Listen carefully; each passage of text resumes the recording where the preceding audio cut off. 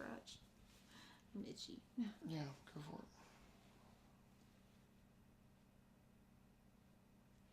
I think you have some good stuff, like, to sort through. And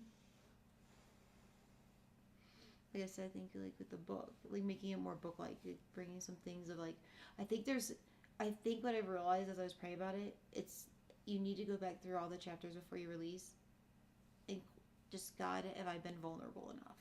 Yeah. Because I think there's some places where you stop short. And it's the parts that would connect you to a reader. And it's the part that I feel like where God's the glorified the most. Yeah. Instead of just like, I gotta get through it, I gotta get through it.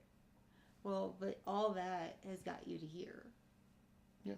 And then it also, I think, like, brings about, questions like, how does this relate to you? Like, looking at other books, think about, like, what connects you when you're reading a book. I think often when it, like, says, like, okay, so you read this, how do you apply that here for you in the here and now? Yeah.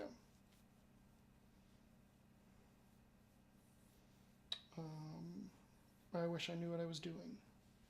I think you're learning and growing as you go. I think, like what he said, you have 2 chapters instead of 4, but also I think it's more an expansion of the vulnerability, and like looking like what when you start reading when you read a book, what pulls you in. Yeah. Between a good book and a bad book.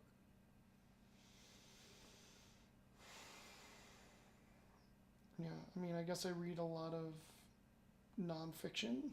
Honestly, that's what this is. It's not fiction. You read a lot of nonfiction, so what pulls you in? When they're talking but about, it's like different books. It's less story based. Okay, but this story is about also application.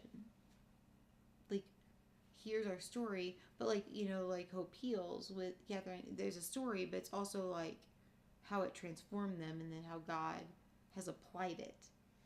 Yeah, but they had an editor.